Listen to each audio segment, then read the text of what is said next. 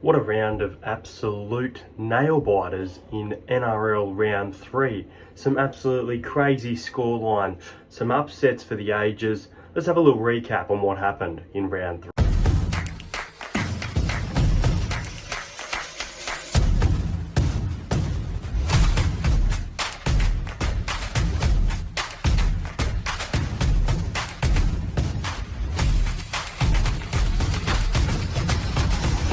Subscribe to Entertain House. It all started on Thursday night when Parramatta took to Brookvale Oval. Don't have a good record at Brookvale, and early on Manly foot was on the gas. Early on, a 14-0 lead. They looked very promising. Josh Schuster had a fantastic game for the Sea Eagles, and Tom Trbojevic was very involved, as well as Olakalatu, who would probably be my man of the match if I was to pick one for the game. Parramatta got back into the fight, eventually lead the Sea Eagles, let the lead slip, and it goes right down to the wire. A 34-30 victory for Manly. Manly obviously had a bye this season, but they are currently undefeated, which is a great start to the Sea Eagles. Some worrying signs for Parramatta, but I thought besides the error, Jermaine Hopgood stood out. I actually thought, besides the goal kicking, which was a terrible part of the game, that Mitchell Moses had a really good game as well. I've spoken about Will Penasini. He's been fantastic. I thought Dury in the first half, while he was there, was quite good as well. Obviously got injured. Jack Murchie also got injured, but it looks like we have Ryan Madison, I believe, coming back next week, which is going to be a huge inclusion for a big game against the Panthers, while Manly will take on South Sydney. Friday night footy saw Hamiso Tibuai-Fidau start this incredible season, probably going to be leading that Dally M once again. The Dolphins defeat the Knights 36 points to 20. Probably not a score that fully reflects the game. The Newcastle Knights fought their way to get back into it. They have been very gritty for the injuries that they have, the Newcastle Knights, and Jackson Hastings went off, so we'll have to watch the space for that one. Tesi Niu scored a hat-trick, and the Dolphins continue their great start to the season of being 3-0, which sets up a great clash on Friday night between the Dolphins and the Broncos at Suncorp. Also saw a cracking game between the Roosters and the Rabbitohs. There's always tempers flying with that type of game. Look, the Roosters early on, they were struggling. South Sydney, Keon Kolomatangi, my tip for first try scorer last week. If you didn't see it, it did get up, guys. So I'm going to be posting more of those type of tips. Had a great weekend with picking try scorers, but South Sydney did not score a try, at least until late on. And obviously the Roosters win the game 20 points to 18. A late surge from South Sydney to try and get themselves back into the game, but Jackson Paulo was fantastic on the wing for the Sydney Roosters.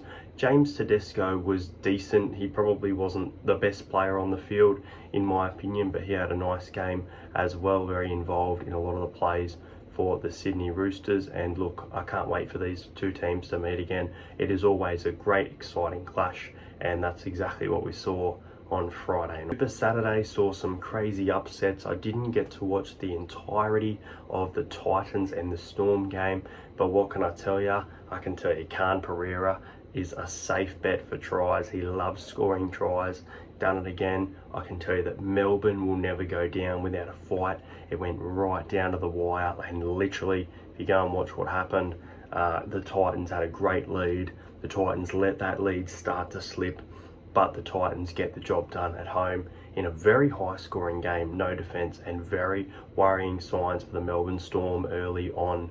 Munster looks to be back next week or the week after, so that could be a huge inclusion. They have a clash against the West Tigers, who I'll speak about soon next week, but a massive upset. Congratulations to the Gold Coast Titans for their first victory in 8 games against the Melbourne Storm. I know you fans will be happy.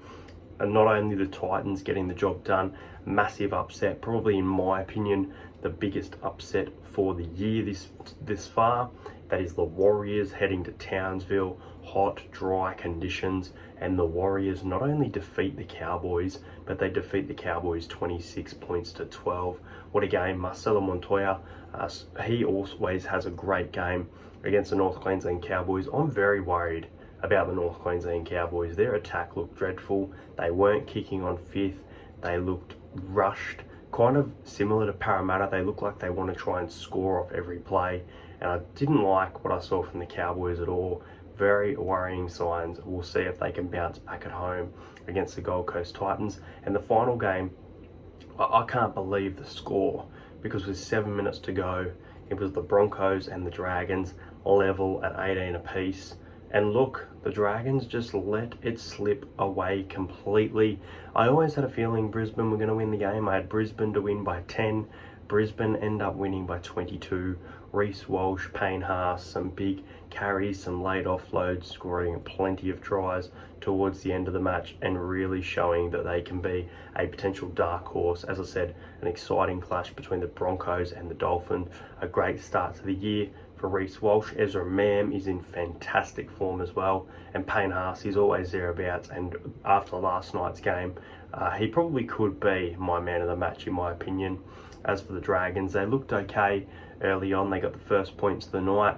They looked competitive, but just couldn't get the job done, and very disappointing towards the end with some of the defence letting in that big rush of Brisbane tries in the final 5. Afternoon football brought us the Bulldogs and the Tigers, which the Bulldogs had the game on a string, 26 points to 6. But I'll tell you what, the Tigers put up a fight. When they brought the injection of Brandon Wakeham on, they were scoring points. Now, I don't agree with Tim Sheen's decision to drop David Nofaluma. I thought it was a very stupid decision. However, if I was the coach, I would probably be putting Adam Dewey with Brandon Wakeham in the halves next week. Luke Brooks maybe in jersey number 14, maybe bringing him off the bench for some game time. I know the Tigers don't want him there, but you're paying enough money that he's going to be in your side. And maybe putting Stafford Toa on the wing and dropping Junior Tupou, in my opinion. Stafford Toa, a lot of people saying he didn't have a great game. He made a great tackle on Viliami kick-out. He made a try-saving tackle. He had a fantastic game. So I disagree with people saying that he should be dropped. And if there are some changes to be made, that's my opinion on it, as I've seen a lot of different ones in the comments. John Bateman early on looked fantastic, put in a kick, tried to chase it, knocked it on. But besides that, some great carries, some great defense. Great to see John Bateman back in the NRL. Charlie Staines didn't look great under those high bombs. Obviously the Burton bomb has become a big part of the NRL, and players struggle to catch them, but wasn't a great afternoon for him at fullback. I'd be bringing Dane Laurie back into that side. Some of the decisions early on from Tim Sheens have been pretty bad, and look, the Tigers, they looked pretty bad most of the afternoon. They scored some late tries, they got back into it, 26-22 loss. I think there's positive signs to take to Melbourne, a very tough game against the Melbourne Storm next week. And as for the other game, it was a great game. It went right down to the wire.